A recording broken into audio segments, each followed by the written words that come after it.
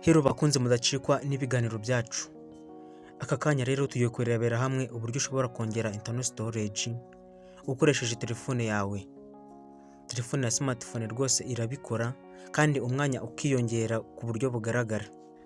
Usanga abantu bamwe na bamwe rero baba bafite telefone ariko nyine ugasanga wenda badownloadinze ibintu cyangwa se application bafite muri telefone zabo zatwaye umwanya munini cyane ku buryo atabona ukuntu ya downloading ikindi kintu gishasha.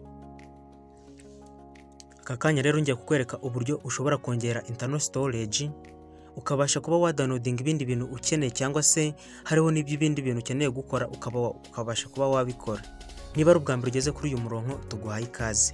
Kora subscribe ufungure inzogera kugira ngo buri uko dusohoye ikiganiro gisha ujye utucakira mu ba mbere. Nkwibutsa ko hano tubagezaho ibintu bijyanye n'ikoranabuhanga ndetse n'ibindi ibisa nk'ibi ngibi. Uri kwibaza uti rero ibyo bintu bikorwa biti? Ese nakongera internal storage ute nkoresheje telefone yanjye? Reka nze mbikwereke.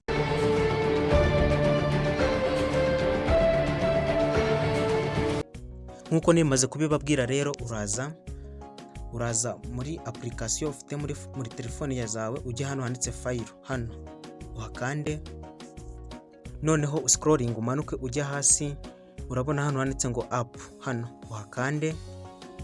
Ariko nyine ndagira ngo nkwibutse ko mbere yo kubanza nongera umwanya nsubira inyuma gato mbanze nkwereke ngo ese dufite umwanya ungana iki kuri internal storage yacu? Ese nyuma biraza kugenda bite? Ese umwanya uraba wiyongereye cyangwa se uraba wagabanutse? Reka nze mbikwereke.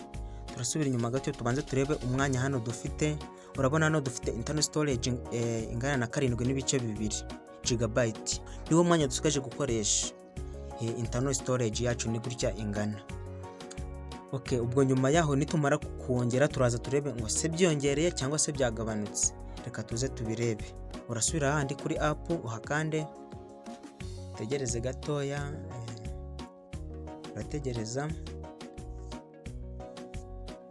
Okay, uze hano kuri application ya mbere uyikandeho, uze hano handitse ngo storage hano hasi uhakande, then ukande hano handitse ngo clear naho uhakande. Mwibutsa ko wenda mu gihe ndi kubereka uburyo nyine ushobora kubikora, ariko nyine iyo ushaka kugira ngo umwanya uhiyongera ari munini utegereza nk'umunota cyangwa se iminota 2 bitewe n'ukuntu ushaka kugira ngo internal storage yawe ibe ari nini cyane. Kubikora urajya ufata nk'iminota 2 cyangwa se umunota kugira ngo internal storage hajye ari nini. Okay, ngenda subira inyuma njye ku yindi application. Okay, nkanda hano storage, then click hano clear hano hasi. Njye ku yindi application hano handitse ngo storage, then click hano hasi. Nyine uko ugenda ubikora kenshi, uko ugenda utegereza umwanya munini niko umwanya ugenda wiyongeraho nyine uzamukuba munini. Ariko ngiye kubera ndi kubibereka nyine nababwiye ko ndakora ndi kwihuta vuba kugira ngo video itaza kuba ndende cyane nkaba ndi kubagora, kandi tugomba gukora ibintu biri mu bwenge tukihuta kandi dukoresha igihe gito. Manuke ku yindi application nze nkanda handitse ngo storage, sorry ndibeshe gatoya, ndakanda hano handitse ngo storage, then hano nkande hano hasi. Uko ubikora kenshi nyine uko utegereza umwanya ugenda wiyongera. Ngiye kubikora nihuta kugira ngo nyine ubashe kubibona neza, kugira ngo igihe ugiye kubikora ufate nk'iminota 30 uvuga uti iyi minota 30 ndayifashe ngiye kongera internal storage ku buryo ndaza kubona nka gigabyte 5 zose, nka gigabyte 5 mu minota 30 wari ufiteho gigabyte imwe gusa. Urumva uradownloading ibintu byinshi cyane. So ibi bintu nubikora rero ukabona birakunze uza kunyandikira wase muri comment umbwire. Reka turebe rero niba umwanya wabashije kuba wakiyongera. Twari tuzi ko hariho 7.2 tugiye kureba ngo ese hagezeho kangahe. Reka tubirebe.